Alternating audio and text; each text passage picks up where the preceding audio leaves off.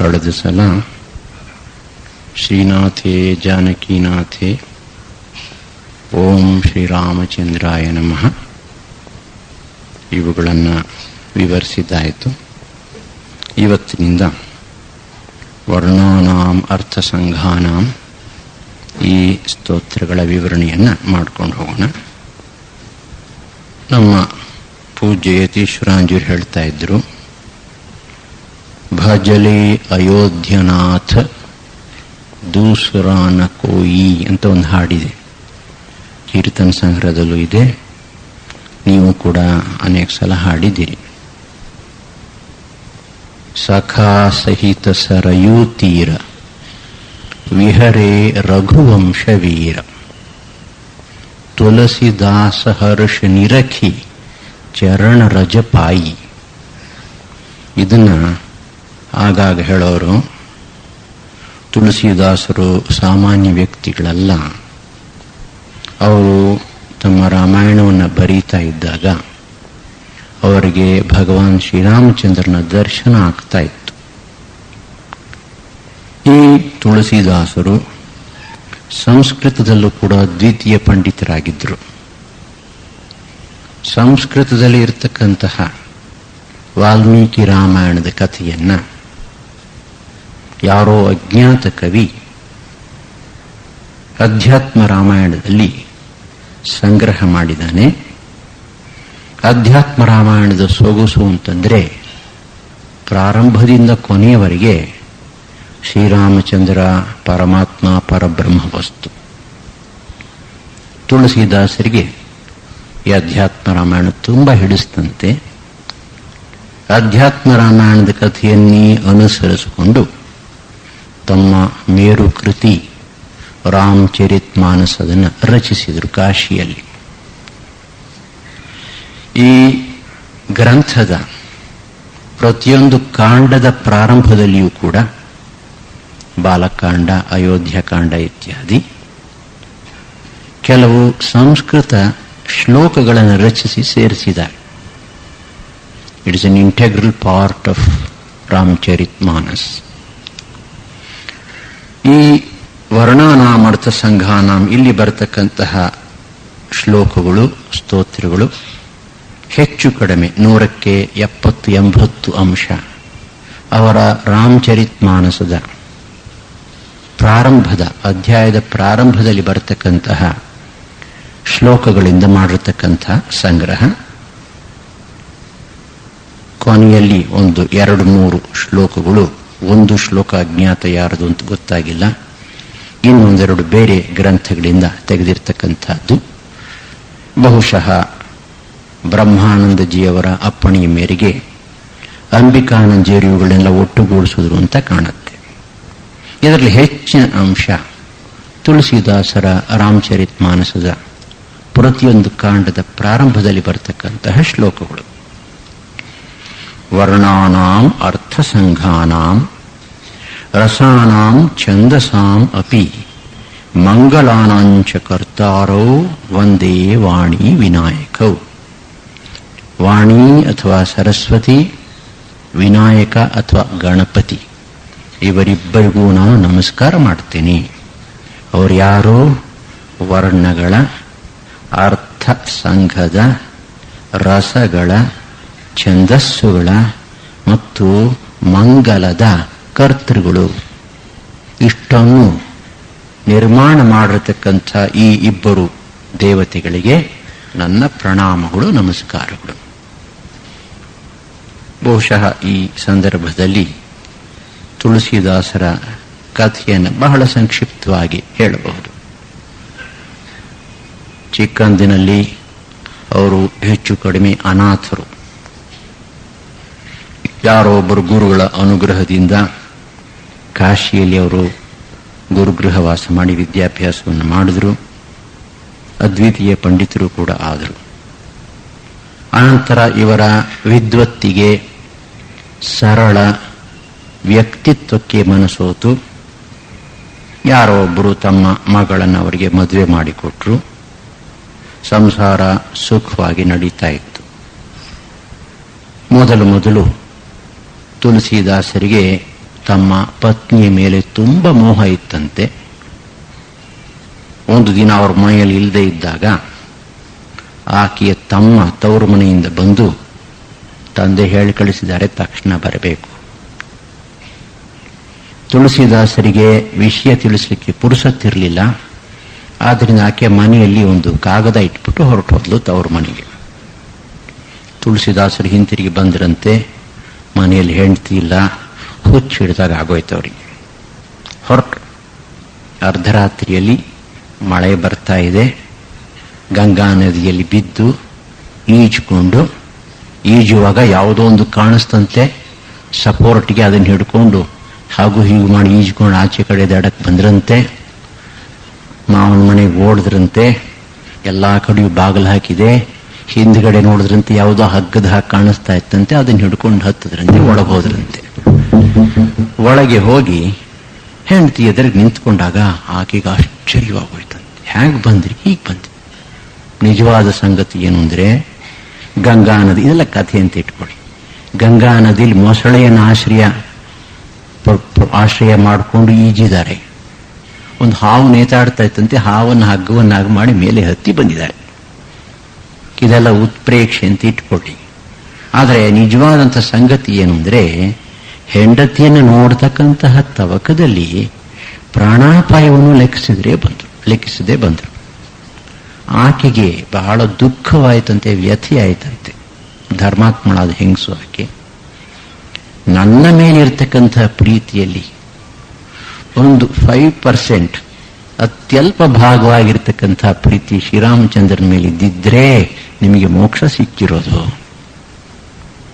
ನೋಡಿ, ಈ ಒಂದು ಮಾತಿನಿಂದ ತಕ್ಷಣ ಅವರಿಗೆ ಜ್ಞಾನೋದಯ ಆಗೋಯ್ತು. ಜ್ಞಾನೋದಯ ಆಗಿ ಗೃಹತ್ಯಾಗ ಮಾಡಿ ಹೊರಟೋದ್ರು. ಅನಂತರ ಸಂತರಾದರು, ಮಹಾತ್ಮರಾದರು. ಪುರಂದರದಾಸರು ಹೇಳ್ತಾರೆ, ಅವ್ರಿಗೂ ಕೂಡ ಅವರ ಪತ್ನಿ ಗುರುವಾದಳು. ಹೆಂಡತಿ ಸಂತತಿ ಸಾವಿರವಾಗಲಿ ದಂಡಿಗೆ ಪೆತ್ತ ಹಿಡಿಸಿದಳಯ್ಯ ಅಂತ ಒಂದು ಕೀರ್ತನೆಯಲ್ಲಿ ಹಾಡ್ತಾರೆ. ಬಿಲ್ವಮಂಗಲ್ ಬಹಳ ದೊಡ್ಡ ವೈಷ್ಣವ ಸಂತರು. ಅವರ ವಿಷಯದಲ್ಲಿ ಮತ್ತೊಂದು ಕಥೆ ಇದೆ. ತುಂಬ ವಿಷಯಾಸಕ್ತನಾಗಿದ್ದಂಥ ವ್ಯಕ್ತಿ ಒಂದಿನ ನದಿ ದಡದ ಮೇಲೆ ನಡ್ಕೊಂಡು ಹೋಗ್ತಾ ಇದ್ದಾರೆ. ಅಗಸರು ಬಟ್ಟೆಗಳನ್ನು ಒಗೆದು ಒಣಗಿ ಹಾಕಲಿಕ್ಕೆ ಅಲ್ಲಿ ಹರಡಿದ್ದಾರೆ. ಅಲ್ಲೊಬ್ಬ ಅಗಸನಿಗೆ ಗಟ್ಟಿಯಾಗಿ ಕಿರಿಚಿ ಹೇಳ್ತಾ ಇದ್ದಾನೆ, ವಾಸನೆಗಳನ್ನ ಸುಡು ಅಂತ. ಬಂಗಾಳಿ ಭಾಷೆಯಲ್ಲಿ ವಾಸನೆಯನ್ನು ಸುಡೋದು ಅಂತಂದ್ರೆ, ಬಾಳೆಯ ಗಿಡದ ದಿಂಡಿದೆಯಲ್ಲ, ಆ ದಿಂಡನ್ನು ಸುಟ್ಟು ಬೂದಿ ಮಾಡಿದ್ರೆ ಆಲ್ಕಲೈನ್ ಆಶಸ್ ಬರುತ್ತೆ. ಅದನ್ನ ಅಗಸರು ಉಪಯೋಗಿಸ್ತಾರೆ ಬಟ್ಟೆ ಒಗಿಲಿಕ್ಕೆ. ಅವನು ಆ ಅಗಸನಿಗೆ ಹೇಳ್ತಾ ಇದ್ದಿದ್ದು ಇಷ್ಟೇ. ಆದರೆ ಬಿಲ್ವಮಂಗಲಾಚಾರ್ಯರು ಸುಪ್ರಸಿದ್ಧ ಪಂಡಿತರು ಕೂಡ. ಅವರಿಗೆ ವಾಸನೆಗಳನ್ನು ಸುಡು ಅಂತಂದ ಕೂಡಲೇ ಪೂರ್ವಜನ್ಮಕೃತ ವಾಸನೆಗಳು, ದುಷ್ಟ ಸಂಸ್ಕಾರಗಳು, ಅದನ್ನು ಸುಡು ಅನ್ನೋ ಭಾವನೆ ಮನಸ್ಸಿಗೆ ಬಂದ್ಬಿಡ್ತು. ತಕ್ಷಣ ಅವರಿಗೆ ಎಚ್ಚರವಾಯಿತು, ಜ್ಞಾನೋದಯವಾಯಿತು. ಗೃಹತ್ಯಾಗ ಮಾಡಿ ದೊಡ್ಡ ಸಂತರಾಗ್ತಾರೆ. ಯಾತಕ್ಕೆ ಈ 2 ವಿಷಯಗಳನ್ನು ಹೇಳಿದೆ ಅಂತಂದ್ರೆ, ಯಾರಿಗೆ ಯಾವ ಸಮಯದಲ್ಲಿ ಯಾವ ಸಂದರ್ಭದಲ್ಲಿ ಜ್ಞಾನೋದಯವಾಗುತ್ತೆ ಅಂತ ಹೇಳಲಿಕ್ಕಾಗೋಲ್ಲ. ವಾಲ್ಮೀಕಿಗೆ ನಾರದರಿಂದ ಸಪ್ತರ್ಷಿಗಳಿಂದ ಜ್ಞಾನೋದಯವಾಯಿತು. ಆದ್ದರಿಂದ ಸಾಮಾನ್ಯ ಸಾಧಕರಾಗಿರತಕ್ಕಂತಹ ನಾವುಗಳು ನಮ್ಮ ಆಧ್ಯಾತ್ಮಿಕ ಜೀವನದಲ್ಲಿ ಪ್ರಗತಿ ಆಗ್ತಾ ಇಲ್ವಲ್ಲ ಅಂತ ನಾವು ದುಃಖ ಪಡಬೇಕಾಗಿಲ್ಲ. ನಮ್ಮ ಕೈಯಲ್ಲಿ ಇರ್ತಕ್ಕಂಥದ್ದನ್ನು ನಾವು ಮಾಡೋಣ. ನಮ್ಮ ಕೈಯಲ್ಲಿ ಆದಷ್ಟು ಸಾಧನೆಯನ್ನು ನಾವು ನೆರವೇರಿಸಿಕೊಂಡು ಹೋಗೋಣ. ಯಾವುದೋ ಒಂದು ಸಂದರ್ಭದಲ್ಲಿ ಭಗವಂತನ ಕೃಪೆ, ದಯೆ, ಅನುಗ್ರಹ ಹೇಗೆ ಬರುತ್ತೋ ಗೊತ್ತಿಲ್ಲ.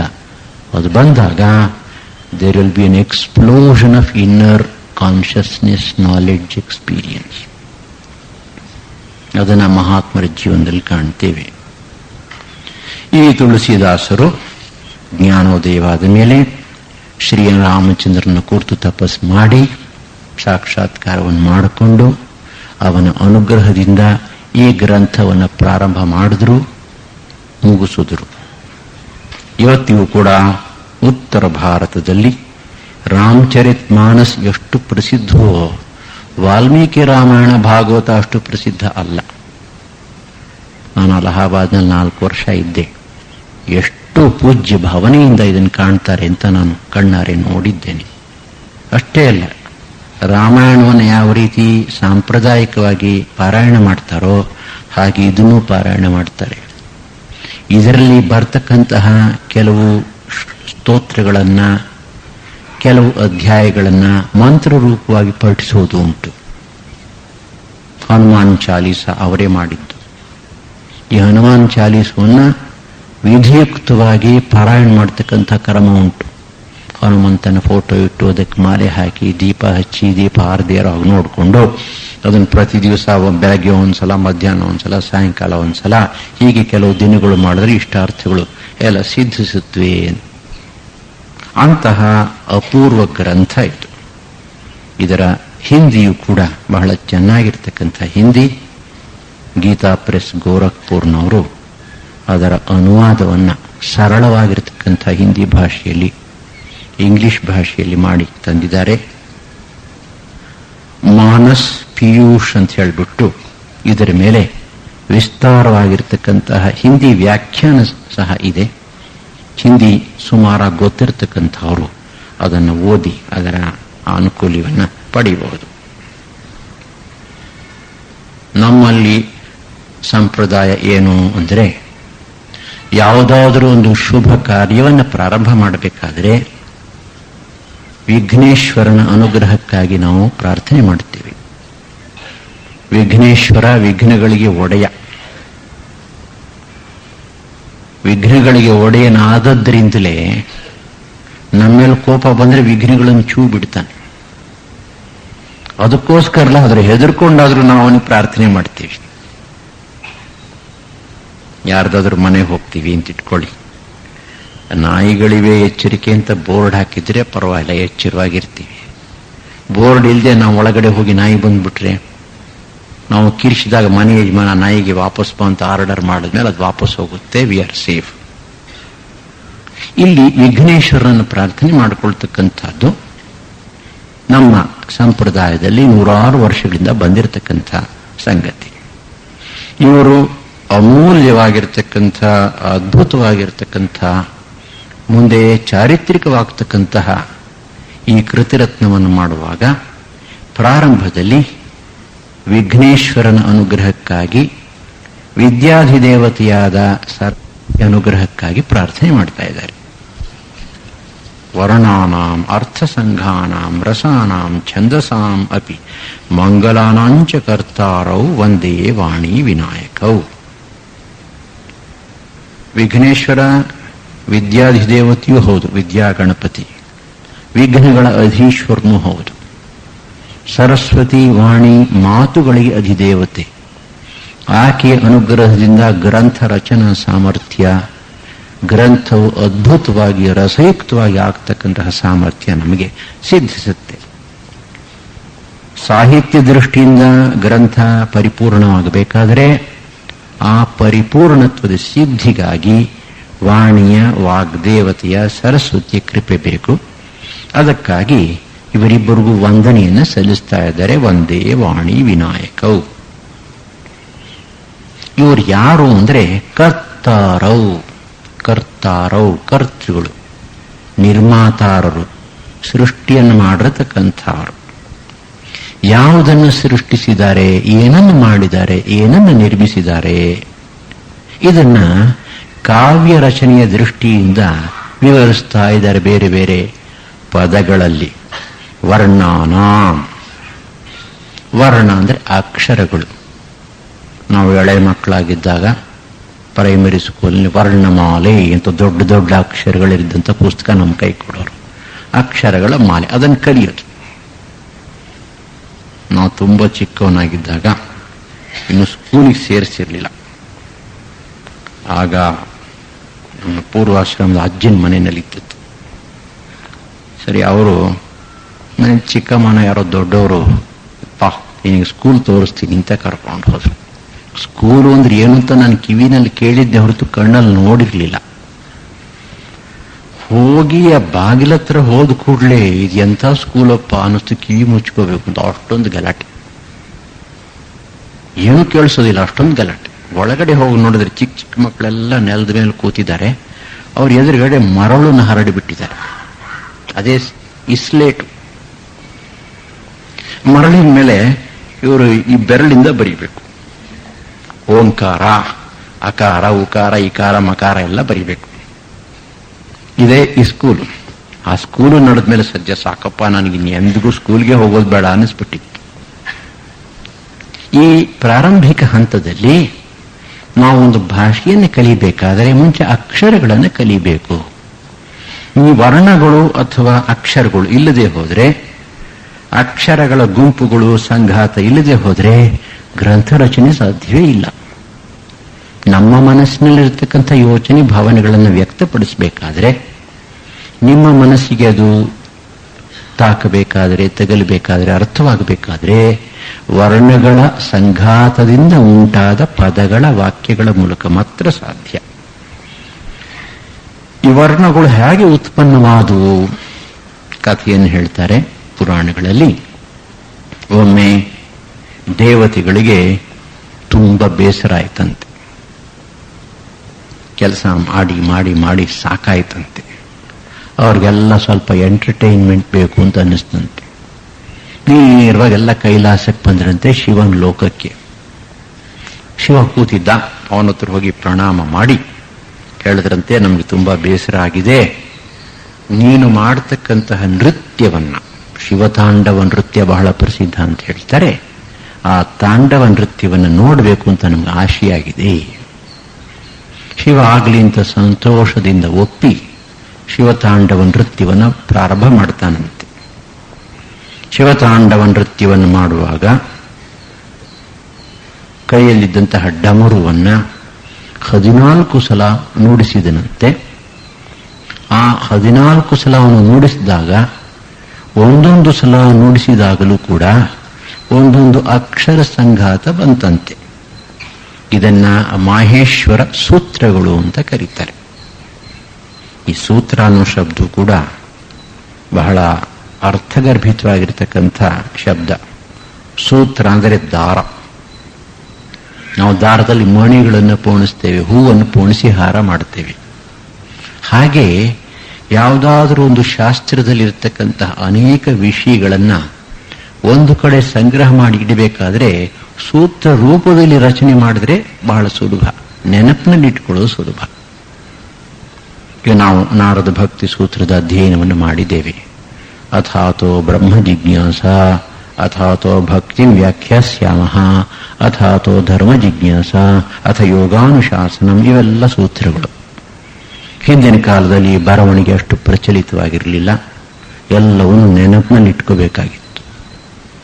ಗುರುಗಳು ಒಂದು ವಿದ್ಯೆಯನ್ನ, ಒಂದು ಹೊಸ ಶಾಸ್ತ್ರವನ್ನು ಹೇಳಿಕೊಡ್ಬೇಕಾದ್ರೆ ಈ ಸೂತ್ರವನ್ನು ಮೊದಲು ಹೇಳಿಕೊಟ್ಟು ಬಾಯ್ಪಾಠ ಮಾಡಿಸಿ, ಆ ಸೂತ್ರವನ್ನ ವಿವರಿಸಿ, ಸೂತ್ರದ ಮೇಲೆ ವಿಸ್ತಾರವಾಗಿ ವ್ಯಾಖ್ಯಾನವನ್ನು ಮಾಡಿ, ಶಿಷ್ಯರು ಕೇಳತಕ್ಕಂತಹ ಪ್ರಶ್ನೆಗಳಿಗೆ, ಎತ್ತತಕ್ಕಂತಹ ಸಂಶಯಗಳಿಗೆ ಉತ್ತರ ಕೊಡ್ತಾ ಇದ್ರು. ಹೀಗೆ ಒಂದು ಶಾಸ್ತ್ರ ಬೆಳೀತಾ ಹೋಯಿತು.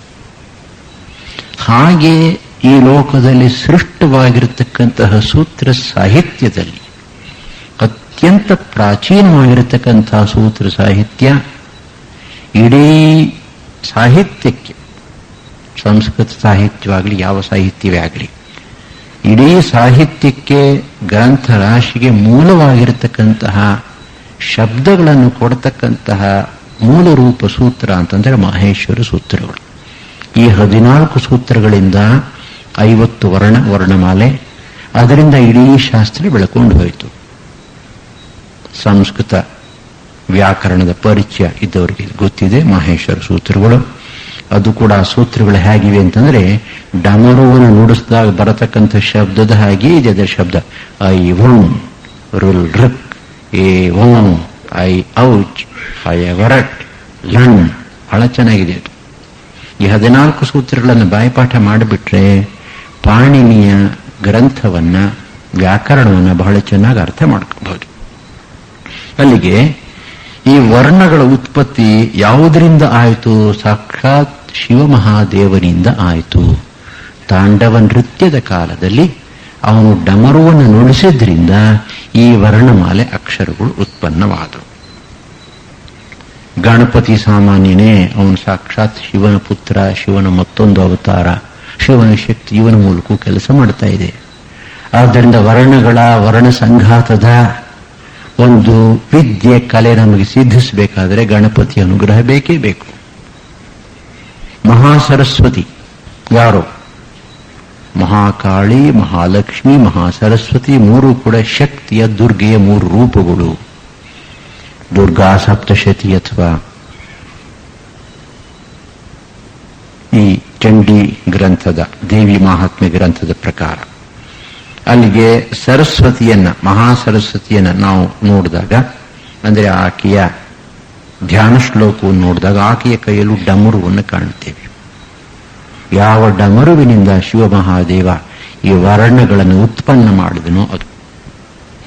ಅಂದಮೇಲೆ ವರ್ಣಾನಾಮರ್ಥ ಸಂಘಾನಾಂ, ವರ್ಣಗಳ ಕರ್ತೃ ಗಣಪತಿ ಶಿವ ಮೊದಲು, ಅನಂತರ ಗಣಪತಿ, ಅನಂತರ ಸರಸ್ವತಿ ಅಂತ ಭಾವಿಸಿಕೊಳ್ಳಬಹುದು.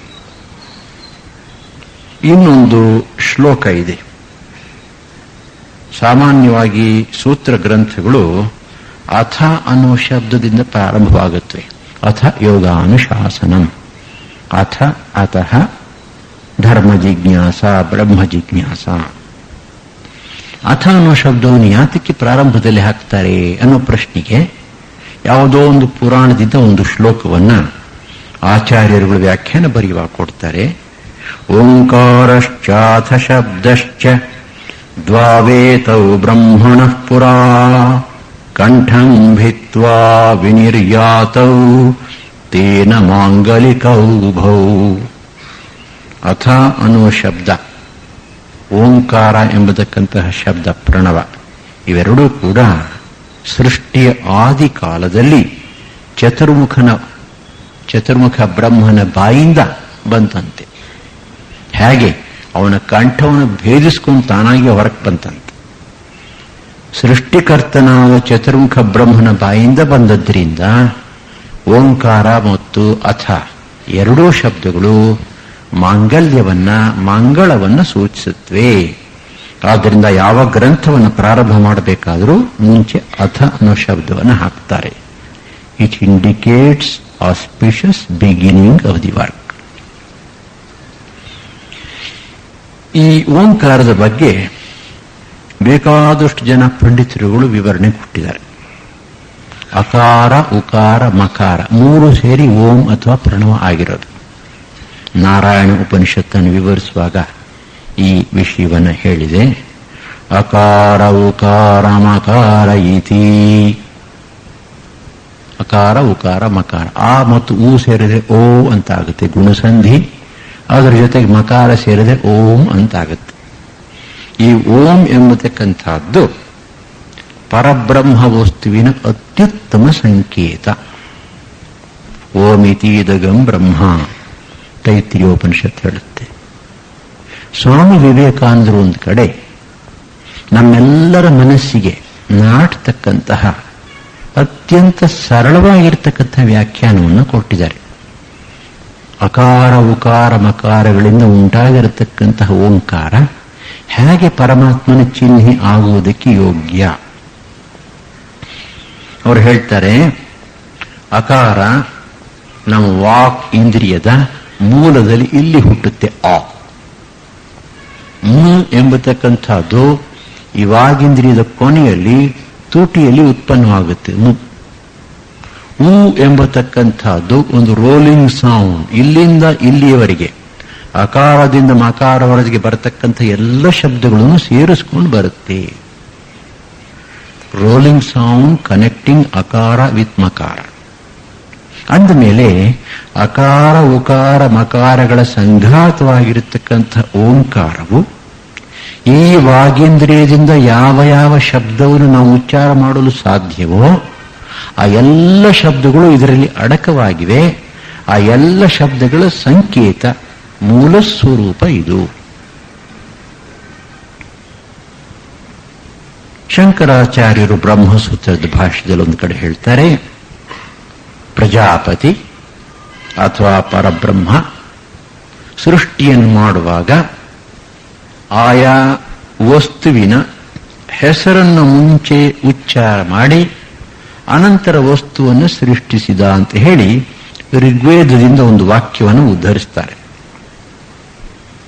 ಈ ಲೋಕದಲ್ಲಿ ನೋಡಿ, ನಾವು ಮಕ್ಕಳಾಗಿದ್ದಾಗ ಹೊಸದಾಗಿ ಒಂದು ಹಸುವನ್ನು ನೋಡ್ತೇವೆ ಅಂತ ಇಟ್ಕೊಳ್ಳಿ.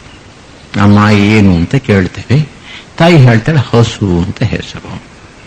ಮುಂಚೆ ವಸ್ತುವನ್ನು ಕಣ್ಣಿನಲ್ಲಿ ಕಂಡು ಅನಂತರ ಅದರ ಹೆಸರನ್ನು ಕಿವಿಯಲ್ಲಿ ಕೇಳಿ ಈ ಹೆಸರಿಗೆ, ಈ ಶಬ್ದಕ್ಕೆ, ಈ ಪದಕ್ಕೆ ಇದು ಅರ್ಥ ಅಂತ ನಮ್ಮ ಮನಸ್ಸಿನಲ್ಲಿ ಅದು ರೂಢಮೂಲವಾಗುತ್ತೆ. ಆದರೆ ಸೃಷ್ಟಿ ಕ್ರಮದಲ್ಲಿ ಪ್ರಜಾಪತಿ ಚತುರ್ಮುಖ ಬ್ರಹ್ಮ ಸೃಷ್ಟಿಯನ್ನು ಮಾಡತಕ್ಕಂಥ ಕ್ರಮದಲ್ಲಿ ಇದು ವಿರುದ್ಧವಂತೆ. ಇಂದ್ರ ಅಂತ ಹೇಳ್ತಾನಂತೆ ಪ್ರಜಾಪತಿ, ಇಂದ್ರನನ್ನು ಸೃಷ್ಟಿ ಮಾಡ್ತಾನಂತೆ. ಗೌಹು ಅಂತ ಹೇಳ್ತಾನಂತೆ, ಗೋವನ್ನ, ಹಸುವನ್ನು ಸೃಷ್ಟಿ ಮಾಡ್ತಾನಂತೆ. ಶಂಕರಾಚಾರ್ಯರು ಒಂದು ಪ್ರಶ್ನೆ ಹಾಕಿ ತಾವೇ ಉತ್ತರ ಕೊಡ್ತಾರೆ. ಇದು ಹೇಗೆ ಸಾಧ್ಯ? ಮುಂಚೆ ಹೆಸರನ್ನು ಹೇಳಿ ಅನಂತರ ವಸ್ತುವನ್ನು ಸೃಷ್ಟಿ ಮಾಡಿಸೋದು ಹೇಗೆ ಸಾಧ್ಯ? ಅದು ಹಿಂದಿನ ಸೃಷ್ಟಿಯ ನೆನಪಿನಿಂದ ಅದನ್ನು ಮಾಡ್ತಾನೆ. ಸೃಷ್ಟಿ ಚಕ್ರ ಅನಾಹತವಾಗಿ ನಡೀತಾ ಇದೆ, ಅವಿರತವಾಗಿ ನಡೀತಾ ಇದೆ, ಅನಾದಿ ಅನಂತ. ಹಿಂದಿನ ಸೃಷ್ಟಿಯಲ್ಲಿ ಇದ್ದಂತಹ ಗೋವು, ಇಂದ್ರಾದಿ ವ್ಯಕ್ತಿಗಳ ಆಕಾರವನ್ನು ಮನಸ್ಸಿಗೆ ನೆನಪಿಗೆ ತಂದುಕೊಂಡು ಈ ಹೊಸ ಸೃಷ್ಟಿಯಲ್ಲಿ ಮಾಡ್ತಾ ಇದ್ದಾನೆ. ಅಂದ್ರೆ ವೇದೋಕ್ತಿಯ ಪ್ರಕಾರ ಮುಂಚೆ ಶಬ್ದ, ಅನಂತರ ಅರ್ಥ. ಅರ್ಥ ಅಂದರೆ ವಸ್ತು, ಆಬ್ಜೆಕ್ಟ್. ಈ ಜಗತ್ತಿನಲ್ಲಿರ್ತಕ್ಕಂತಹ ಎಲ್ಲ ವಸ್ತುಗಳಿಗೂ ಮೂಲ ಬೇರೆ ಬೇರೆ ಶಬ್ದಗಳು. ಎಲ್ಲ ಶಬ್ದಗಳಿಗೂ ಮೂಲ ಓಂಕಾರ. ಪರಬ್ರಹ್ಮ ವಸ್ತುವಿನಿಂದ ಜಗತ್ತು ಅಭಿವ್ಯಕ್ತವಾಗಿದೆ. ಏತಸ್ಮಾದಾತ್ಮನಃ ಆಕಾಶ ಸಂಭೂತಃ ಇತ್ಯಾದಿ. ಓಂಕಾರದಿಂದ ಶಬ್ದಜಾಲದಿಂದ ವಸ್ತುಗಳು ಬಂದಿವೆ ಅಂದ ಮೇಲೆ ಓಂಕಾರ ಪರಬ್ರಹ್ಮ ಎರಡೂ ಒಂದೇ ಆಯಿತು. ಶಬ್ದದ ದೃಷ್ಟಿಯಿಂದ ಹೇಳುವಾಗ ಓಂಕಾರ, ಅರ್ಥದ ವಸ್ತುವಿನ ದೃಷ್ಟಿಯಿಂದ ಹೇಳುವಾಗ ಪ್ರಣವ, ಪರಬ್ರಹ್ಮ ವಸ್ತು. ಆದ್ದರಿಂದ ಓಂಕಾರವೇ ಪರಬ್ರಹ್ಮ ವಸ್ತುವಿನ ಅತ್ಯುತ್ತಮ ಪ್ರತೀಕ. ಇದನ್ನು ವಿವೇಕಾನಂದರು ಈ ರೀತಿ ವಿವರಿಸ್ತಾರೆ. ಅಂದಮೇಲೆ ಗಣೇಶ ಅಥವಾ ಗಣಪತಿ ಪ್ರಣವ ಸ್ವರೂಪನಾದದ್ದರಿಂದ ಪ್ರಣವದಲ್ಲಿ ಎಲ್ಲ ವರ್ಣಗಳು ಒಳಕೊಳ್ಳಲ್ಪಟ್ಟಿರುವುದರಿಂದ ವರ್ಣಗಳ ಕರ್ತೃ. ಹಾಗೆಯೇ ಸರಸ್ವತಿ ವಿದ್ಯಾಧಿದೇವತೆ, ಆಕೆಯೂ ಕೂಡ ವಿದ್ಯೆಯ ಅಧಿಪತಿ, ಅಧಿಷ್ಠಾತ್ರಿ ದೇವತೆ. ವಿದ್ಯೆ ಅಂತಂದ ಮೇಲೆ ಅದು ಅಕ್ಷರಗಳ ಸಂಘಾತದಿಂದ ತಾನೇ ಆಗ್ತಕ್ಕಂಥದ್ದು. ಅದಕ್ಕೂ ಆಕೆ ದೇವತೆ, ಕರ್ತೃ. ಛಾಂದೋಗ್ಯೋಪನಿಷತ್ತಲ್ಲೊಂದು ಮಾತು ಬರುತ್ತೆ ಓಂಕಾರದ ಬಗ್ಗೆ. ತದ್ಯಥಾ ಶಂಕುನಾ ಸರ್ವಾಣಿ ಪರ್ಣಾನಿ ಸಂತೃಣ್ಣಾನಿ ಏವಂ ಓಂಕಾರೇಣ ಸರ್ವಾವಾಕ್ ಸಂತೃಣ್ಣ ಓಂಕಾರ ಏವ ಇದಂ ಸರ್ವಂ. ನಾವು ಎಲೆಯನ್ನು ನೋಡಿದ್ದೇವೆ. ಒಂದು ದೊಡ್ಡ ಎಲೆಯನ್ನು ತೆಗೆದುಕೊಂಡು ಸೂರ್ಯನ ಬೆಳಕಿಗೆ ಹಿಡಿದ್ರೆ ಅದರ ನಾಡಿಗಳು ಎಲ್ಲ ಕಾಣಿಸುತ್ತವೆ ನಮಗೆ. ಮಧ್ಯೆ ಒಂದು ಮಿಕ್ಕಿದ್ದು ಅದರ ಜೊತೆಗೆ ಇರತಕ್ಕಂಥದ್ದು ಬ್ರಾಂಚಸ್ ಎಲ್ಲವನ್ನೂ ಇದು ಹರಡಿಕೊಂಡಿದೆ. ಅದೇ ರೀತಿಯಲ್ಲಿ ಉಪನಿಷತ್ತು ಹೇಳುತ್ತೆ, ಈ ಜಗತ್ತಿನ ಎಲ್ಲ ವಾಕ್ಯನಲ್ಲೂ ಕೂಡ ಓಂಕಾರವು ಸೇರಿಕೊಂಡಿದೆ ಹಾಸು ಹೊಕ್ಕಾಗಿ. ಓಂಕಾರವಿಲ್ಲದೆ ವರ್ಣ ಇರ್ಲಿಕ್ಕೆ ಸಾಧ್ಯವೇ ಇಲ್ಲ. ಈ ಓಂಕಾರ ಗಣಪತಿ ಎರಡೂ ಒಂದೇ, ಓಂಕಾರ ಪರಬ್ರಹ್ಮ ವಸ್ತು ಎರಡೂ ಒಂದೇ. ಪರಬ್ರಹ್ಮ ವಸ್ತುವಿನ ಶಕ್ತಿ ಜಗಜ್ಜನನಿ. ಆದ್ದರಿಂದ ಇವರಿಬ್ಬರು ವರ್ಣಾನಾಂ ಕರ್ತಾರವು. ಓಂಕಾರದ ಕರ್ತೃ ಪರಮಾತ್ಮ, ಅದರಿಂದ ಅಕ್ಷರ ಸಂಘಾತ ಬಂದಿರತಕ್ಕಂಥದ್ದು. ಆದ್ದರಿಂದ ನಾವು ಸುಲಭವಾಗಿ ಹೇಳಬಹುದು, ವರ್ಣಗಳ ಸಂಘಾತ, ಅರ್ಥಗಳ ಸಂಘಾತ ಎರಡೂ ಗಣಪತಿ ಸರಸ್ವತಿ. ವರ್ಣಗಳಿಂದ ಅರ್ಥ ಉಂಟಾಗತ್ತೆ ಅನ್ನೋದು ನಮಗೆಲ್ಲ ಗೊತ್ತಿರತಕ್ಕಂಥ ವಿಷಯ. ಆದರೆ ಅಕ್ಷರಗಳನ್ನು ಯಾವುದೋ ಒಂದು ಕ್ರಮದಲ್ಲಿ ಜೋಡಿಸಿದಾಗ ಮಾತ್ರ ಆ ಅಕ್ಷರ ಸಮುದಾಯ ಅರ್ಥಪೂರ್ಣವಾಗುತ್ತೆ, ಯಾವುದೋ ಒಂದು ವಸ್ತುವನ್ನು ನಿರ್ದೇಶಿಸುತ್ತೆ. ಸುಮ್ಮನೆ ಅಕ್ಷರಗಳನ್ನು ಒಂದು ಕಡೆ ಹಾಕಿಬಿಟ್ರೆ ಅದರಿಂದ ಪದಗಳಾಗ್ಲಿ ವಾಕ್ಯಗಳಾಗ್ಲಿ ಅರ್ಥವಾಗ್ಲಿ ಹೊರಡೋದಿಲ್ಲ. ಭಗವಂತ ಇದಾನೇ ಇಲ್ವೇ ಅನ್ನೋ ಪ್ರಶ್ನೆಗೆ ಒಬ್ಬರು ಮಹಾತ್ಮರು ಬಹಳ ಚೆನ್ನಾಗಿ ಉತ್ತರ ಕೊಟ್ಟಿದ್ದಾರೆ. ಇತ್ತೀಚಿನ ಜನ ನೋಡಿ, ನಮ್ಮ ಮನೆಯಲ್ಲಿ ಮಕ್ಕಳು ವರ್ಡ್ ಬಿಲ್ಡಿಂಗ್ ಸೆಟ್ ಇಟ್ಕೊಂಡು ಆಟ ಆಡ್ತಾರೆ. ABCD ಎಲ್ಲ ಇಟ್ಕೊಂಡು ಅದೊಂದು ಆಟ ನಮಗೆಲ್ಲ ಗೊತ್ತಿರ್ತಕ್ಕಂಥದ್ದು. ವರ್ಡ್ ಬಿಲ್ಡಿಂಗ್ ಸೆಟ್ ಟೇಬಲ್ ಮೇಲೆ ಅದಿದೆ ಅಂತ ಇಟ್ಕೊಳ್ಳಿ, ಪ್ಯಾಕೆಟ್. ಯಾರೋ ಬಂದು ಹೀಗೆ ಕೈಯಲ್ಲಿ ಹೀಗೆ ಅಂತಾರೆ, ಅಕಸ್ಮಾತ್ ಬಿದ್ದು ಹೋಗುತ್ತೆ. ಅದರಲ್ಲಿರ್ತಕ್ಕಂಥ ABCD 26 ಅಕ್ಷರಗಳು ಗುಂಪು, ಒಂದೊಂದು ಅಕ್ಷರ 5 ಇರ್ಬೋದು, 10 ಇರ್ಬೋದು.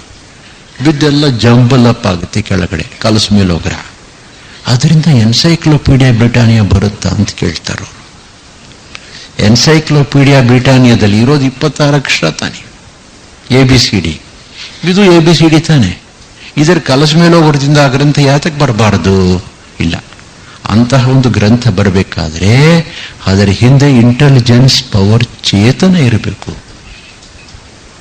ಚೈತನ್ಯ ಶಕ್ತಿ ಇದ್ರೆ ಮಾತ್ರ ವರ್ಣಗಳನ್ನ ಸಂಘಾತ ಮಾಡಿ ಅದರಿಂದ ಒಂದು ಅರ್ಥವನ್ನು ಬರೆಸಬಹುದು. ಹಾಗೆ ಅರ್ಥ ಸಂಘವಾಗಬೇಕಾದ್ರೆ, ಅರ್ಥ ಹೊರಹೊಮ್ಮುವಂತೆ ವರ್ಣಗಳ ಅಕ್ಷರಗಳ ಜೋಡಣೆಯನ್ನ, ಪದಗಳನ್ನ, ವಾಕ್ಯಗಳನ್ನ ಮಾಡಬೇಕಾದ್ರೆ ಅದರ ಹಿಂದೆ ಜ್ಞಾನ ಸ್ವರೂಪಿ ಅಥವಾ ಸ್ವರೂಪಿಣಿಯಾಗಿರತಕ್ಕಂಥ ಪರಮಾತ್ಮ ಶಕ್ತಿ ಇರಬೇಕು. ನ ಜ ನಂ ಅಂತ 3 ಅಕ್ಷರ ಇದೆ. ನಜನಂ ಅಂದ್ರೆ ಏನು ಅರ್ಥವಾಗೋದಿಲ್ಲ, ಜನನಂ ಅಂದ್ರೆ ಅರ್ಥವಾಗುತ್ತೆ. ಮರಣಂ ರಮಣಂ ಒಂದೇ ಅಕ್ಷರಗಳು. ಇದನ್ನು ಈ ರೀತಿ ಹಾಕಿದ್ರೆ ಒಂದು ರೀತಿ ಅರ್ಥ, ಆ ರೀತಿ ಹಾಕಿದ್ರೆ ಇನ್ನೊಂದು ರೀತಿ ಅರ್ಥ. ಹೀಗೆ ಪದಗಳಿಂದ, ವರ್ಣಗಳಿಂದ ಪದಗಳಿಂದ ವಾಕ್ಯಗಳನ್ನು ಮಾಡಿ ಅರ್ಥವನ್ನು ತೆಗಿಬೇಕಾದ್ರೆ ಅದರ ಹಿಂದೆ ಚೇತನ ಶಕ್ತಿ ಇರಬೇಕು. ಆ ಚೇತನ ಶಕ್ತಿ ಗಣಪತಿ, ವಿದ್ಯಾಭಿಮಾನಿಯಾಗಿರ್ತಕ್ಕಂಥ ಗಣಪತಿ, ವಿದ್ಯಾಧಿ ದೇವತೆಯಾಗಿರ್ತಕ್ಕಂತಹ ಸರಸ್ವತಿ. ಹೀಗೆ ಅರ್ಥ ಸಂಘಾನಾಂ ಕರ್ತಾರವು ಒಂದೇ. ವರ್ಣಗಳನ್ನು ಸೃಷ್ಟಿ ಮಾಡಿರ್ತಕ್ಕಂಥ, ಅರ್ಥಗಳನ್ನು ಸೃಷ್ಟಿ ಮಾಡಿರ್ತಕ್ಕಂಥ ಇವರಿಬ್ಬರಿಗೂ ನಮಸ್ಕಾರ ಮಾಡ್ತೇನೆ. ಇನ್ನು 3ನೇದು ರಸಾನಾಂ. ರಸ ಅಂತಂದ್ರೆ ಕಾವ್ಯದಲ್ಲಿ ಬರತಕ್ಕಂತಹ ನವರಸಗಳು.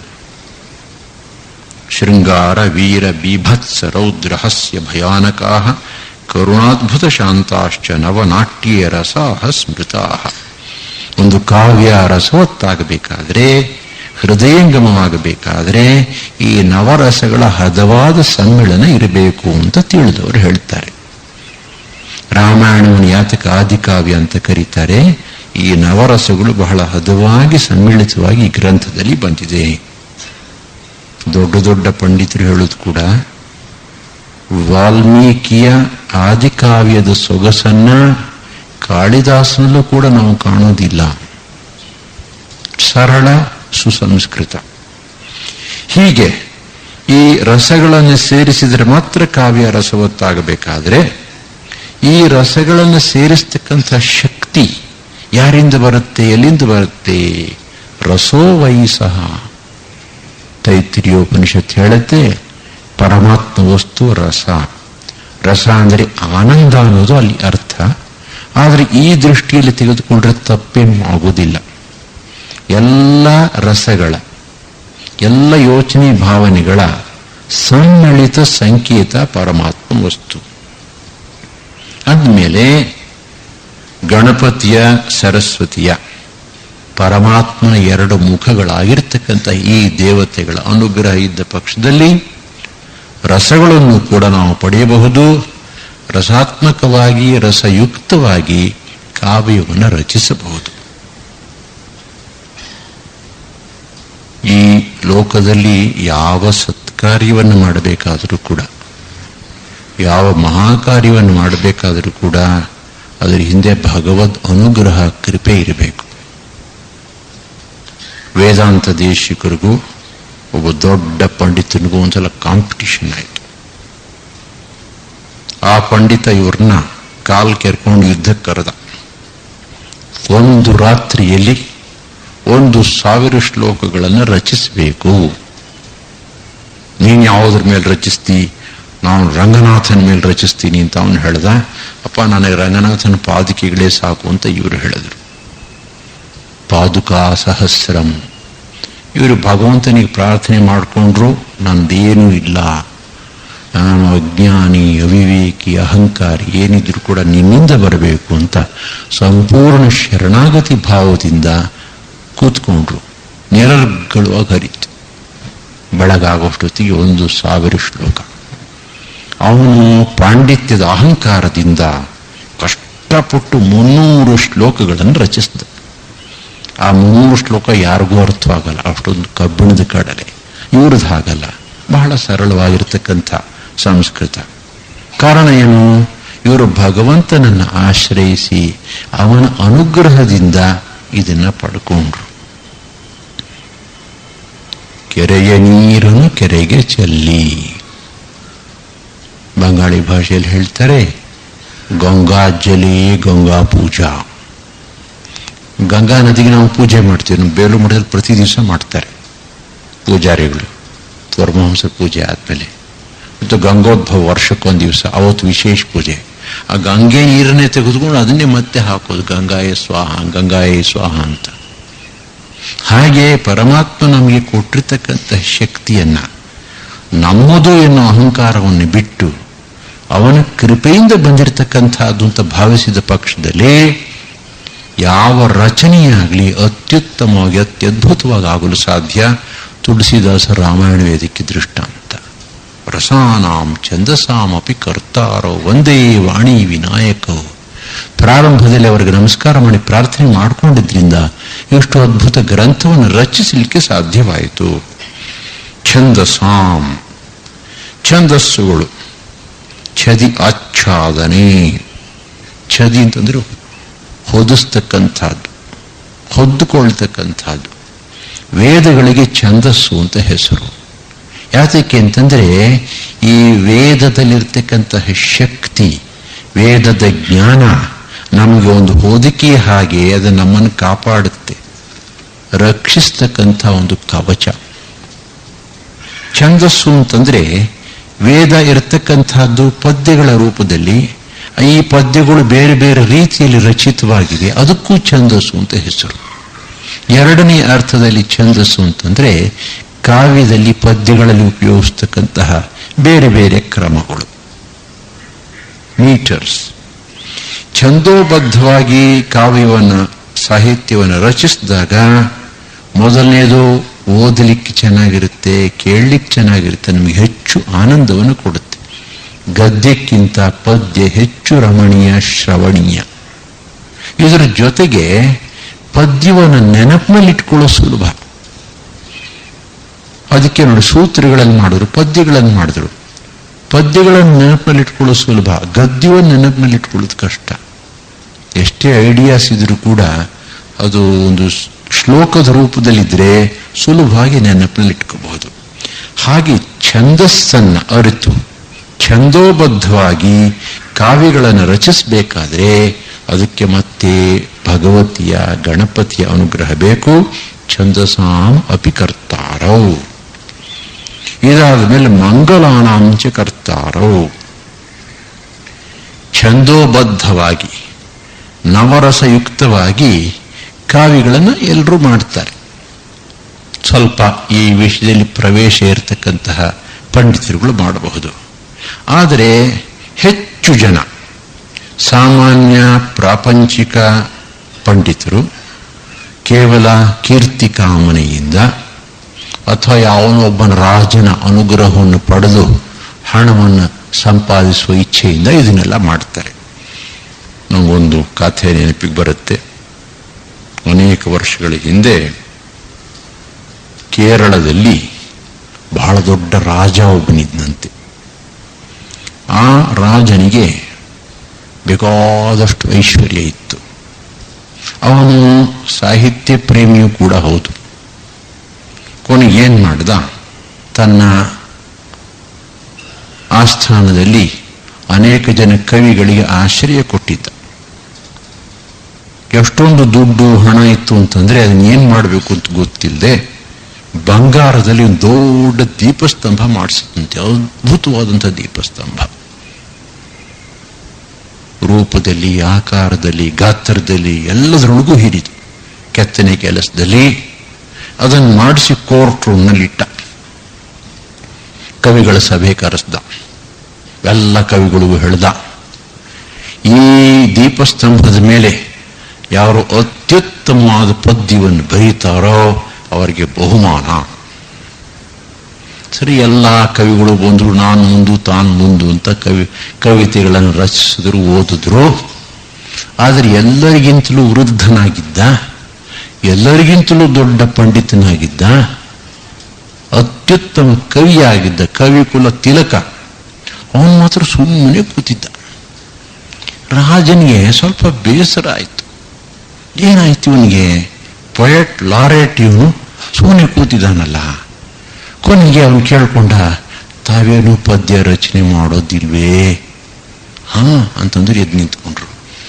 ದೀಪಸ್ತಂಭಂ ಮಹಾಶ್ಚರ್ಯಂ ಎನಕವೇಣ ಪಣಂ ಅಂದ್ರು. ಎರಡೇ ಪದ್ಯ, ದೀಪಸ್ತಂಭ ಅತ್ಯದ್ಭುತ, ನನಗೆ ಹಣ ಬೇಕು ಅಂತ ತಮಾಷೆಗೆ ಹೇಳ್ತಾರೆ ಅಂತ ಇಟ್ಕೊಳ್ಳಿ. ಆದರೆ ಎಷ್ಟೋ ಸಲ ಛಂದೋಬದ್ಧ ನವರಸಯುಕ್ತ ಕಾವ್ಯಗಳನ್ನು ಮಾಡ್ತಕ್ಕಂಥ ಸಾಮಾನ್ಯ ಜನ ವೈಷಯಿಕ ವಸ್ತುಗಳನ್ನು ಆಧಾರವಾಗಿ ಇಟ್ಕೊಂಡು ರಚನೆ ಮಾಡ್ತಾರೆ ಹೊರತು ಮಾನವ ಕುಲಕ್ಕೆ ಮಂಗಳವನ್ನು ಉಂಟು ಮಾಡತಕ್ಕಂತಹ ವಿಷಯಗಳನ್ನು ಅದರಲ್ಲಿ ಸೇರಿಸೋದಿಲ್ಲ. ಆದ್ರಿಂದ ಇಲ್ಲಿ ತುಳಸಿದಾಸರು ಕೇಳ್ಕೊತಾ ಇದ್ದಾರೆ, ಮಂಗಳಾನಾಂಚ ಕರ್ತಾರವು. ನಾನು ವೈಷಯಿಕ ವಸ್ತುಗಳಿಗಾಗಿ, ಪ್ರಾಪಂಚಿಕ ಸುಖ ಭೋಗಗಳಿಗಾಗಿ ನಾನು ನಿಮ್ಮನ್ನು ಆಶ್ರಯಿಸ್ತಾ ಇಲ್ಲ. ನೀವು ಮಂಗಳಕ್ಕೆ ಕರ್ತೃವಾದದ್ರಿಂದ ಅಂತಹ ಮಂಗಳವನ್ನು ಉಂಟು ಮಾಡತಕ್ಕಂಥ ಶಕ್ತಿ ಈ ಗ್ರಂಥಕ್ಕೆ ಬರಲಿ. ಅಂದ್ರೆ ಯಾರ್ಯಾರು ಈ ಗ್ರಂಥವನ್ನು ಓದ್ತಾರೋ ಅವರ ಹೃದಯದಲ್ಲಿ ರಾಮಭಕ್ತಿ ಅಂಕುರಿತವಾದರೆ ಅದು ಮಂಗಳ. ಅಂತಹ ಒಂದು ಶಕ್ತಿ ಆ ಗ್ರಂಥದಲ್ಲಿ ಇದೆ ಅಂತ ಇಟ್ಕೊಳ್ಳಿ. ಮಂಗಳಾನಾಂಚ ಕರ್ತಾರೌ. ಉತ್ತಮ ಉದಾತ್ತ ವಸ್ತು ನಿರೂಪಣೆ ಇದ್ದಲ್ಲಿ ಮಂಗಳಕರ. ಶಾಂಡಿಲ್ಯ ಋಷಿಗಳು ತಮ್ಮ ಭಕ್ತಿ ಸೂತ್ರದಲ್ಲಿ ಇದರ ಬಗ್ಗೆ ಸ್ವಲ್ಪ ಚರ್ಚೆ ಮಾಡಿದ್ದಾರೆ. ಸಾ ಪರಾನುರಕ್ತಿ ಈಶ್ವರೇ. ಭಕ್ತಿ ಅಂದ್ರೆ ಏನಪ್ಪ? ಭಕ್ತಿಯನ್ನು ಜಿಜ್ಞಾಸೆ ಮಾಡ್ತೀವಿ, ಅಥಾತೋ ಭಕ್ತಿ ಜಿಜ್ಞಾಸ ಅಂತ ಪ್ರಾರಂಭ ಮಾಡ್ತಾರೆ. ಭಕ್ತಿಯನ್ನು ಕುರಿತು ಜಿಜ್ಞಾಸೆ ಮಾಡ್ತೇವೆ. ಭಕ್ತಿಯ ಡೆಫಿನಿಷನ್ ಏನು, ನಿರ್ವಚನ ಏನು? ಸಾ ಪರ ಅನುರಕ್ತಿ ಈಶ್ವರೇ. ಈಶ್ವರನಲ್ಲಿ ಇರತಕ್ಕಂತಹ ಅತ್ಯಂತ ಹೆಚ್ಚಿನ ಅನುರಕ್ತಿ, ಅನುರಾಗ, ಅಟ್ಯಾಚ್ಮೆಂಟ್. ಅದಕ್ಕೆ ಪೂರ್ವ ಪಕ್ಷದವರು ಹೇಳ್ತಾರೆ, ಹೇಯ ರಾಗತ್ವಾತ್ ಇತಿ ಚೇತ್ ನಾ ಉತ್ತಮ ಆಸ್ಪದತ್ವಾತ್ ಸಂಗವತ್. ಉತ್ತರ ಅದಕ್ಕೆ ರಾಗ, ಅನುರಾಗ, ಅಟ್ಯಾಚ್ಮೆಂಟ್ ಇದು ಬಹಳ ಕೆಟ್ಟದ್ದು.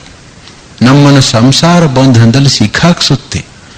ನಿಮ್ಮ ಭಕ್ತಿ ಅನುರಾಗ ಸ್ವರೂಪವಾಗಿದ್ದ ಪಕ್ಷದಲ್ಲಿ ಅದನ್ನು ಬಿಡ್ತಕ್ಕದ್ದು, ತೆಗೆದುಕೊಳ್ತಕ್ಕಂಥದ್ದಲ್ಲ. It has to be rejected. ಇದು ಪೂರ್ವ ಪಕ್ಷ. ಅದಕ್ಕೆ ಇವರು ಉತ್ತರ ಕೊಡ್ತಾರೆ, ಹೇಯ ರಾಗತ್ವಾದಿತಿ ಚೇತ್ನ. ಹಾಗಲ್ಲ, ಉತ್ತಮ ಆಸ್ಪದತ್ವಾದ್.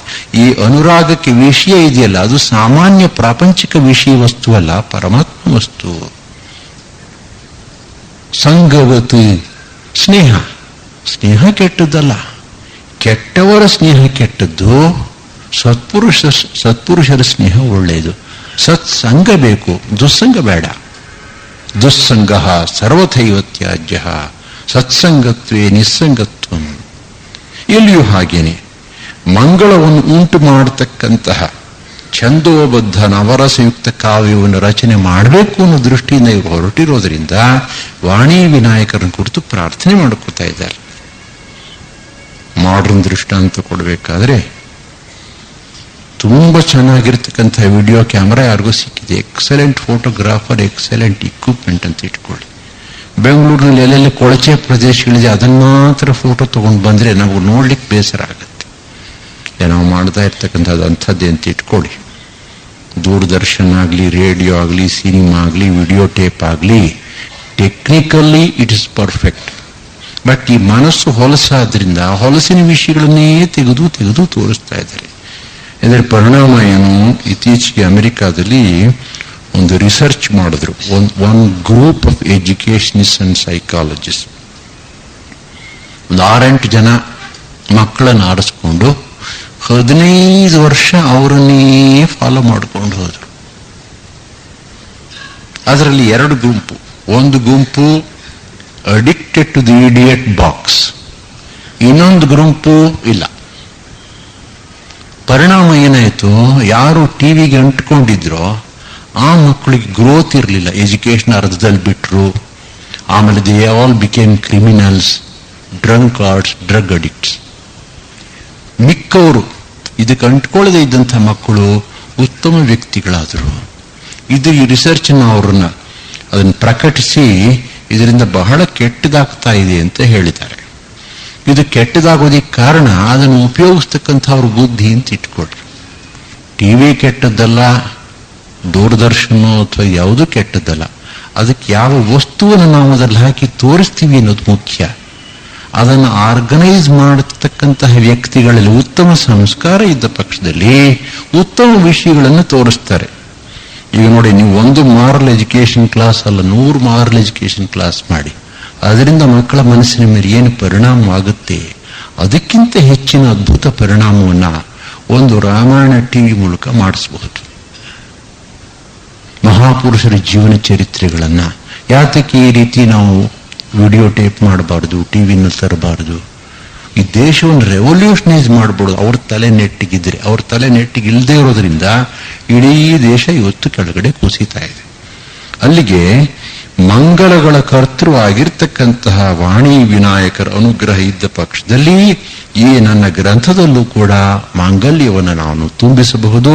ಇದನ್ನು ಓದತಕ್ಕಂಥವರ ಮನಸ್ಸಿನಲ್ಲೂ ಕೂಡ ಮಂಗಳಕಾರಿ ಅನುಭವ ಉಂಟಾಗಬಹುದು ಅನ್ನೋ ಆಶೆಯಿಂದ ಇವರಿಗೆ ನಮಸ್ಕಾರ ಮಾಡ್ತಾ ಇದ್ದಾರೆ. ಒಂದೇ ವಾಣಿ ವಿನಾಯಕವು. ವಾಗ್ದೇವತೆ ಒಬ್ಬರು, ಇನ್ನೊಬ್ಬರು ವಿಘ್ನಗಳನ್ನು ತೆಗೆಯತಕ್ಕಂಥ ದೇವತೆ. ಇವರಿಬ್ಬರ ಅನುಗ್ರಹದಿಂದ ಕಾವ್ಯ ರಚನೆ ನಿರ್ವಿಘ್ನವಾಗಿ ಆಗಬಲ್ಲದು ಮತ್ತು ಅತ್ಯುತ್ತಮವಾಗಿರತಕ್ಕಂಥ ಕಾವ್ಯವನ್ನು ರಚನೆ ಮಾಡಬಹುದು. ಅದಕ್ಕಾಗಿ ಪ್ರಾರಂಭದಲ್ಲಿ ಪ್ರಾರ್ಥನೆ ಮಾಡ್ಕೋತಾರೆ ಇವರಿಬ್ಬರನ್ನು ಕುರಿತು. ಮಾಂ ಅನುಸ್ಮರ ಯುದ್ಧ ಅಂತ ಕೃಷ್ಣ ಗೀತೆಯಲ್ಲಿ ಹೇಳ್ತಾನೆ. ಜಗತ್ತಿನಲ್ಲಿ ನಾವು ಸಂಸಾರದಲ್ಲಿ ಆಗಲಿ, ಹೊರಗಡೆ ಆಗಲಿ, ಬೇರೆ ಕಡೆಯಾಗಲಿ ಸಮಸ್ಯೆಗಳ ಜೊತೆಗೆ ಹೋರಾಡಬೇಕಾದರೆ ಶಕ್ತಿ ಬೇಕು. ಆ ಶಕ್ತಿಯನ್ನು ನಾವು ಪರಮಾತ್ಮನಿಂದ ಪಡೀತೇವೆ, ಪ್ರಾರ್ಥನೆ ಮಾಡ್ಕೊಂಡು ಪಡ್ಕೋಬಹುದು. ಹಾಗೆ ಯಾವುದಾದ್ರೂ ಒಂದು ಕೆಲಸವನ್ನು ಮಾಡಬೇಕಾದ್ರೆ ಮನುಷ್ಯ ಪ್ರಯತ್ನ ಎಷ್ಟೇ ಇದ್ರೂ ಕೂಡ ಅದರ ಜೊತೆಗೆ ದೈವಾನುಗ್ರಹ ಇಲ್ಲದೆ ಹೋದರೆ ಆ ಕೆಲಸ ವ್ಯರ್ಥವಾಗ್ತಕ್ಕಂಥ ಸಂಭವ ಉಂಟು. ಅದಕ್ಕೆ ನಮ್ಮಲ್ಲಿ ಹಿರಿಯರು ಈ ಸಂಪ್ರದಾಯವನ್ನು ತಂದರು. ಯಾವ ಕೆಲಸವನ್ನು ಪ್ರಾರಂಭ ಮಾಡಬೇಕಾದರೂ ಕೂಡ ಮುಂಚೆ ಗಣಪತಿಯನ್ನು ಪ್ರಾರ್ಥಿಸಬೇಕು, ಆನಂತರ ಇಷ್ಟದೇವತೆಯನ್ನು ಪ್ರಾರ್ಥಿಸಬೇಕು, ಗುರುವಿನ ಅನುಗ್ರಹವನ್ನು ಪಡೆಯಬೇಕು, ಗುರು ಹಿರಿಯರ ಆಶೀರ್ವಾದವನ್ನು ಪಡೆದು ಕೆಲಸವನ್ನು ಪ್ರಾರಂಭ ಮಾಡಬೇಕು. 2ನೇ ಶ್ಲೋಕ. ಭವಾನಿ ಶಂಕರೌ ವಂದೇ ಶ್ರದ್ಧಾ ವಿಶ್ವಾಸ ರೂಪಿಣೌ ಯಾಭ್ಯಾಂ ವಿನಾ ನ ಪಶ್ಯಂತಿ ಸಿದ್ಧಾ ಸ್ವ ಅಂತಸ್ಥಂ ಈಶ್ವರಂ. ಭವಾನಿ ಶಂಕರರನ್ನ, ಪಾರ್ವತಿ ಪರಮೇಶ್ವರರನ್ನ ಕುರಿತು ಪ್ರಾರ್ಥನೆ ಮಾಡ್ತಾ ಇದ್ದಾರೆ. ಶ್ರೀರಾಮನ ದಿವ್ಯ ಕಥೆಯನ್ನ ಒಳಗೊಂಡ ಮಹಾಕಾವ್ಯವನ್ನ ಜಗತ್ತಿಗೆ ಕೊಡಬೇಕಾದರೆ, ರಚಿಸಬೇಕಾದರೆ ಮತ್ತು ಕೊಡಬೇಕಾದರೆ ಇದನ್ನು ಈ ಲೋಕಕ್ಕೆ ಕೊಟ್ಟಂತಹ ದಿವ್ಯ ದಂಪತಿಗಳಿಗೆ, ಅಧ್ಯಾತ್ಮ ರಾಮಾಯಣದ ಮೂಲಕ ಕೊಟ್ಟಂತಹ ದಿವ್ಯ ದಂಪತಿಗಳಿಗೆ ಅವರ ಅನುಗ್ರಹಕ್ಕಾಗಿ ಪ್ರಾರ್ಥನೆಯನ್ನು ಮಾಡ್ತಾ ಇದ್ದಾನೆ ಕವಿ. ಅಧ್ಯಾತ್ಮ ರಾಮಾಯಣದ ಪ್ರಾರಂಭದಲ್ಲಿ ಸೊಗಸಾಗಿರತಕ್ಕಂತಹ ಶ್ಲೋಕಗಳಲ್ಲಿ ಇದನ್ನು ವಿವರಿಸಿದೆ. ಶಿವಮಹಾದೇವ ಕುಳಿತಿದ್ದಾನೆ, ಪಾರ್ವತಿ ಪಕ್ಕದಲ್ಲೇ ಇದ್ದಾಳೆ. ಪಾರ್ವತಿ ಕೈ ಮುಗಿದುಕೊಂಡು ಶಿವನನ್ನು ಪ್ರಶ್ನೆ ಮಾಡ್ತಾಳೆ. ಶ್ರೀರಾಮಚಂದ್ರ ಪರಬ್ರಹ್ಮ ಅಂತ ಕೇಳಿದ್ದೇನೆ, ರಾಮನಾಮದ ಮಹಿಮೆಯಿಂದ ಸಂಸಾರದಿಂದ ಬಂಧನದಿಂದ ಮುಕ್ತರಾಗಬಹುದು ಅಂತ ಕೇಳಿದ್ದೇನೆ. ಇಂತಹ ಶ್ರೀರಾಮಚಂದ್ರ ಸೀತೆಗಾಗಿ ಯಾತಕ್ಕೆ ಅತ್ತ? ಒಂದು ಸಾಮಾನ್ಯ ವ್ಯಕ್ತಿಯ ಹಾಗೆ ಅತ್ತನಲ್ಲ, ಇದರಲ್ಲಿ ಏನಾದರೂ ಅರ್ಥ ಉಂಟೆ ಅಂತ ಪ್ರಶ್ನೆ ಹಾಕ್ತಾಳೆ. ಅಲ್ಲಿಂದ ಪ್ರಾರಂಭ ಅಧ್ಯಾತ್ಮ ರಾಮಾಯಣ. ಆಗ ಶಿವ ವಿವರಿಸ್ತಾ ಹೋಗ್ತಾನೆ, ಶ್ರೀರಾಮಚಂದ್ರ ಮಾಡಿದ್ದು ಇದೆಲ್ಲ ಮಾಯೆ ನಾಟಕ ಅಂತ ಹೇಳಿ ಅದನ್ನು ವಿವರಿಸ್ತಾ ಹೋಗ್ತಾನೆ ವಿಸ್ತಾರವಾಗಿ. ಅಧ್ಯಾತ್ಮ ರಾಮಾಯಣದ ಪ್ರಾರಂಭವೇ ಪಾರ್ವತಿ ಪರಮೇಶ್ವರರ ಒಂದು ಸಂವಾದದಿಂದ, ಅವರ ಅನುಗ್ರಹದಿಂದ ಅಧ್ಯಾತ್ಮ ರಾಮಾಯಣ ಬಂತು. ಅವರ ಅನುಗ್ರಹದಿಂದಲೇ ನನ್ನ ಈ ರಾಮಾಯಣವು ರಚಿತವಾಗಬೇಕು ಅಂತ ಹೇಳಿ ಅವರನ್ನು ಕುರಿತು ನಮಸ್ಕಾರ ಮಾಡ್ತಾ ಇದ್ದಾನೆ. ಭವಾನಿ ಶಂಕರೌ ವಂದೇ ಶ್ರದ್ಧಾ ವಿಶ್ವಾಸ ರೂಪಿಣ. ಒಂದೇ ನಮಸ್ಕರಿಸ್ತೇನೆ. ಯಾರನ್ನ? ಭವಾನಿ ಮತ್ತು ಶಂಕರ. ವಾಗರ್ಥಾಪಿವ ಸಂಯುಕ್ತೌ ವಾಗರ್ಥ ಪ್ರತಿಪತ್ತಯೇ ಜಗತಃ ಪಿತರೌ ವಂದೇ ಪಾರ್ವತಿ ಪರಮೇಶ್ವರೌ. ಕಾಳಿದಾಸ ರಘುವಂಶದ ಪ್ರಾರಂಭದಲ್ಲಿ ಈ ರೀತಿ ಪ್ರಾರ್ಥನೆ ಮಾಡ್ತಾನೆ, ಜಗತ್ತಿನ ತಂದೆ ತಾಯಿಗಳಾಗಿರ್ತಕ್ಕಂತಹ ಪಾರ್ವತಿ ಪರಮೇಶ್ವರರಿಗೆ ನಮಸ್ಕಾರ ಮಾಡುತ್ತೇನೆ. ಜಗತಃ ಪಿತರೌ ಒಂದೇ. ಶಂಕರ ಅಂತಂದ್ರೆ ಶಂ, ಮಂಗಳವನ್ನ ಸುಖವನ್ನು ಉಂಟು ಮಾಡತಕ್ಕಂಥವನು. ಶಂಕರನ ಜೊತೆಗೆ ಶಂಕರಿ ಅಂತ ಹೇಳಿದೆ, ಭವಾನಿ ಅಂತ ಯಾಕೆ ಹೇಳಿದರು ನೋಡಿ? ಭವಾನಿ ಶಂಕರು ಅಂತ ಹೇಳಿದೆ, ಶಂಕರಿ ಶಂಕರು ಅಂತ ಹೇಳಬಹುದಾಗಿತ್ತಲ್ಲ. ಅದಕ್ಕೊಂದು ಕಾರಣ ಇದೆ. ಭವಾನಿ ಯಾರು ಅಂತಂದ್ರೆ ಭವನ ಪತ್ನಿ ಭವಾನಿ, ಶಿವನ ಪತ್ನಿ ಶಿವಾನಿ, ಶರ್ವನ ಪತ್ನಿ ಶರ್ವಾಣಿ, ಇಂದ್ರನ ಪತ್ನಿ ಇಂದ್ರಾಣಿ. ಸಂಸ್ಕೃತ ಗ್ರಾಮರ್ ಪ್ರಕಾರ ಈ ರೀತಿ ಬರುತ್ತೆ. ಭವ ಅಂದ್ರೆ ಯಾರು? ಶಿವ. ಶಿವನಿಗೆ ಭವ ಅನ್ನೋ ಹೆಸರು ಯಾತಕ್ಕೆ ಬಂತು ಅಂತಂದ್ರೆ ಅವನು ಸ್ವಯಂಭೂ, ಅವನನ್ನೇ ಬೇರೆ ಯಾರೂ ಉತ್ಪನ್ನ ಮಾಡಲಿಲ್ಲ. ಹಿ ಎಕ್ಸಿಸ್ಟ್ ಬೈ ಹಿಮ್ಸೆಲ್ಫ್, ಇಟರ್ನಲ್ ಸತ್ತ್ವ. ಸತ್ ಅಂದ್ರೆ ಯಾವಾಗಲೂ ಇರತಕ್ಕಂಥ ವಸ್ತು. ಅವನು ಸದಾ ಇರತಕ್ಕಂತಹ ಸರ್ವ ಜಗತ್ತಿನ ಮೂಲ ವಸ್ತುವಾಗಿ ತಾನು ಯಾವಾಗಲೂ ಶಾಶ್ವತವಾಗಿ ಇರತಕ್ಕಂಥ ವಸ್ತುವಾದ್ದರಿಂದ ಅವನಿಗೆ ಭವ ಅಂತ ಹೆಸರು. ಆ ಭವನ ಶಕ್ತಿ ಭವಾನಿ.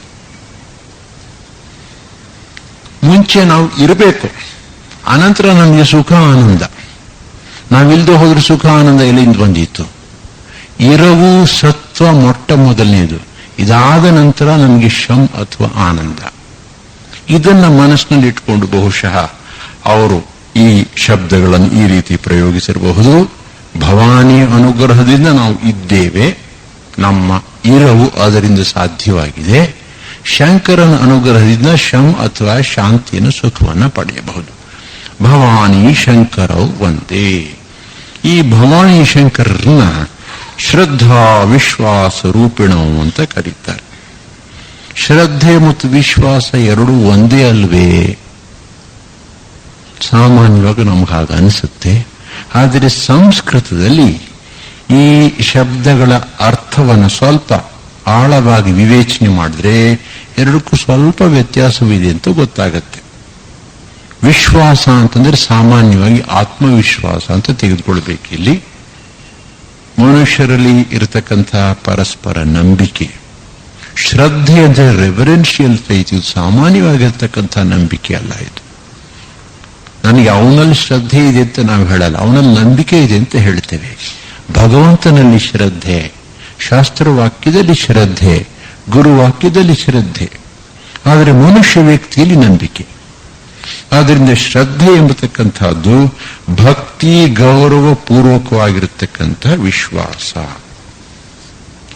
ಶಂಕರನಿಗೆ ಮತ್ತಾರ ಮೇಲೆ ಭಕ್ತಿ ಗೌರವ ಬೇಕಾಗಿಲ್ಲ. ಅವನು ಸ್ವಯಂಭೂ ಭವ. ಆದ್ದರಿಂದ ಅವನಿಗೆ ವಿಶ್ವಾಸ ಒಂದೇ ಸಾಕು, ಅವನ ವಿಶ್ವಾಸದ ಸ್ವರೂಪ. ಆದರೆ ಭವಾನಿ ಪಾರ್ವತಿ ಇದ್ದಾಳಲ್ಲ, ಅವಳಿಗೆ ಶಿವನ ಮೇಲೆ ಭಕ್ತಿ ಗೌರವ ಪೂರ್ವಕವಾಗಿರತಕ್ಕಂಥ ವಿಶ್ವಾಸ ನಂಬಿಕೆ ಉಂಟು. ಆದ್ರಿಂದ ಅವಳನ್ನು ಶ್ರದ್ಧೆ ಅಂತ ಕರ್ತೀವಿ. ಇವಳು ಶ್ರದ್ಧೆಯ ಪ್ರತೀಕ, ಅವನು ವಿಶ್ವಾಸದ ಪ್ರತೀಕ. ಆದ್ದರಿಂದ ಭವಾನಿ ಶಂಕರವನ್ನ ರೂಪಿಣವು ಅಂತ ಕರೆದಿದೆ. ಇವರು ಯಾಭ್ಯಾಂ ವಿನಾ ಸಿದ್ಧಾ ಸ್ವ ಅಂತಸ್ಥಾಂ ಈಶ್ವರಂ ನ ಪಶ್ಯಂತಿ. ಸಿದ್ಧರು ಅಂತಂದ್ರೆ ಯಾರು? ಯೋಗ ಮಾರ್ಗದಲ್ಲಿ ಅಷ್ಟಸಿದ್ಧಿಗಳನ್ನು ಪಡ್ಕೊಂಡಿರ್ತಕ್ಕಂಥವರಾಗಬಹುದು, ಅಥವಾ ಅಧ್ಯಾತ್ಮ ವಿದ್ಯೆಯಲ್ಲಿ ಗುರಿಯನ್ನು ಮುಟ್ಟಿರ್ತಕ್ಕಂಥ ಜೀವನ್ಮುಕ್ತರು ಬೇಕಾದರೂ ಆಗಬಹುದು. ಯಾರೇ ಆಗಲಿ, ಅವರು ಆ ಸಿದ್ಧಿಗಳನ್ನು ಮುಕ್ತಿಯನ್ನು ಪಡ್ಕೋಬೇಕಾದ್ರೆ ಭಗವಂತನ ಅನುಗ್ರಹ ಇಲ್ಲದೆ ಹೋದರೆ ಸಾಧ್ಯವೇ ಇಲ್ಲ. ಯಮೇ ವೈಷವೃಣತೆ ತೇನ ಲಭ್ಯ. ಕಠೋಪನಿಷತ್ತು, ಮುಂಡಕೋಪನಿಷತ್ತು ಹೇಳುತ್ತವೆ, ಪರಮಾತ್ಮ ವಸ್ತುವಿನ ಅನುಗ್ರಹ ಇಲ್ಲದೆ ಆತ್ಮಜ್ಞಾನ ಸಾಧ್ಯವೇ ಇಲ್ಲ.